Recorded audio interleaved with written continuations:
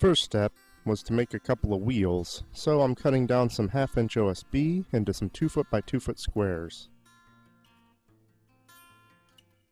And to give the wheels strength, I'm using 2x4s for the interior. I'm going to cut them into a hexagonal design, which will later be rounded into a circular design.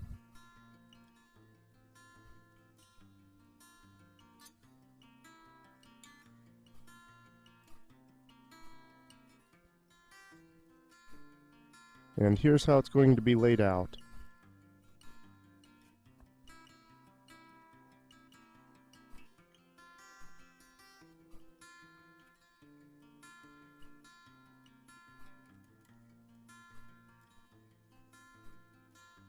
So flip things over, and I'm adding a little bit of glue and screws to hold everything together.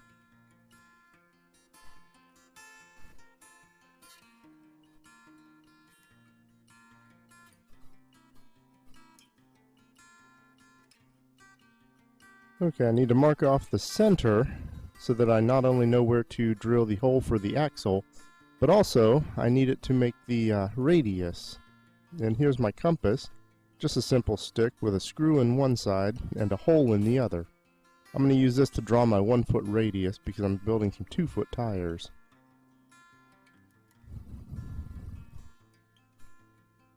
And I didn't have a bandsaw or a jigsaw, so I had to cut the tires out with my reciprocating saw.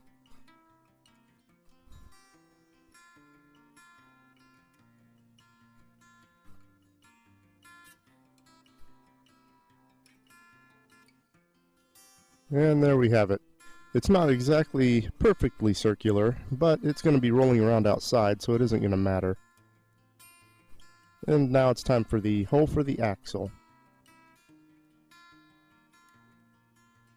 OSB wasn't strong enough for just the axle, so I'm going to beef it up a little bit with a 2x4 on the inside.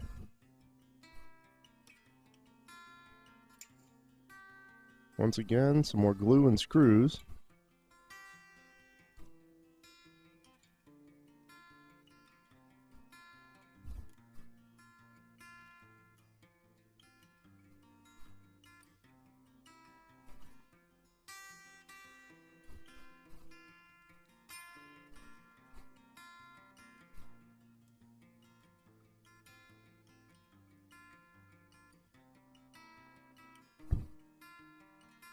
Now it's time to sandwich the two sides of the wheels together.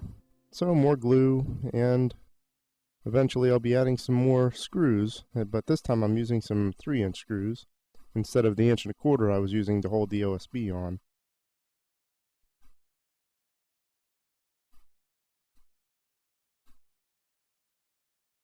So 12 screws around the perimeter.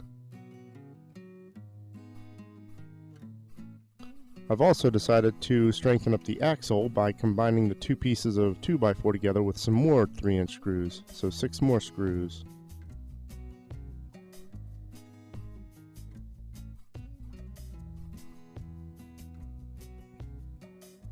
And now it's time to start building the frame of the cart. I need 2 pieces of wood that are 33 inches long, and I needed 4 pieces that are 30 inches long.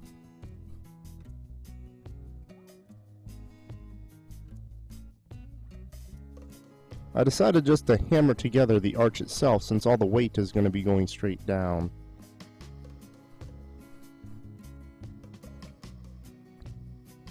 But the rest I decided to use screws, so this is one of the top pieces.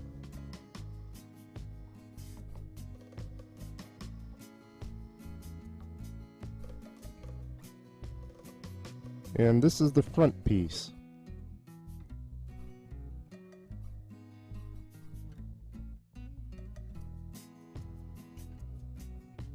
And to strengthen things up, I added a 45-degree angle piece of wood between where the axle goes and where the front piece is.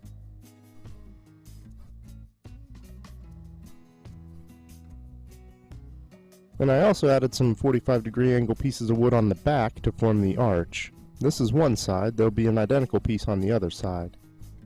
But it wasn't quite strong enough, so I decided I needed to add a brace across the center as well.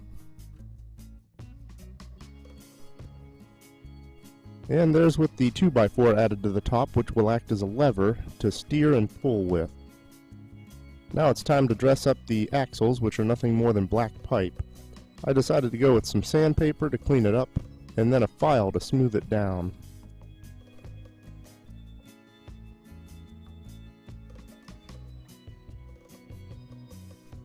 Okay, time to put in some axle holes. The 45-degree piece I did on the drill press, and then I reattached it so that it could act as a guide to drill the hole through the bottom piece of 2x4. And now we're hammering in the first axle. Pre-drilling some screw holes. And putting in some lag bolts to hold the flange in place. The axle will actually be mainly supported by the two 2x4s. Now it's time to make some spacers because I didn't want the wheels to rub up against the frame of the cart. So, some quick turning work. And a hole. Now this hole is a bit bigger than the axle hole because I wanted it to be nice and loose. And here's how everything fits together. First I put on the spacer. Then we figure out which way we want the wheel to go.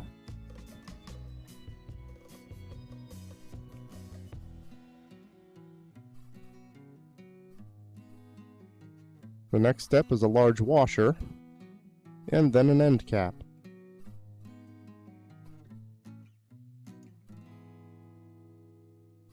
And there we have it. It's crude, but it will roll through woods.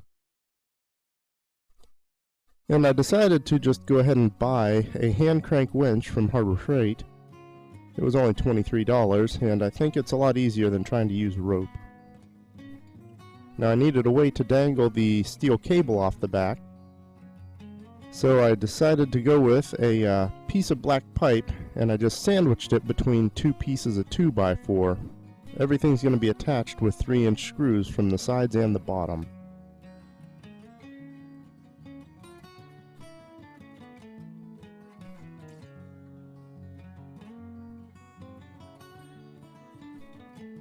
Time for a test drive. Now it was rather difficult to lift this 300+ pound log with just my hand power, but it did fine. And I added a rope onto the front for steering capability and to get it up off the ground.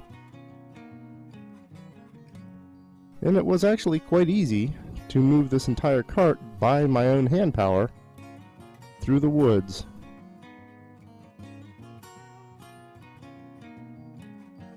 And there it is, finally resting in the pole barn. Now it was rather difficult to get it up in here because the ground slopes up towards the pole barn, and this was rather heavy. Perhaps in the future I'll add a hitch to the front and use the lawnmower to pull it around. But for right now this will do just fine. It's able to move 300 or 400 pound logs without much effort.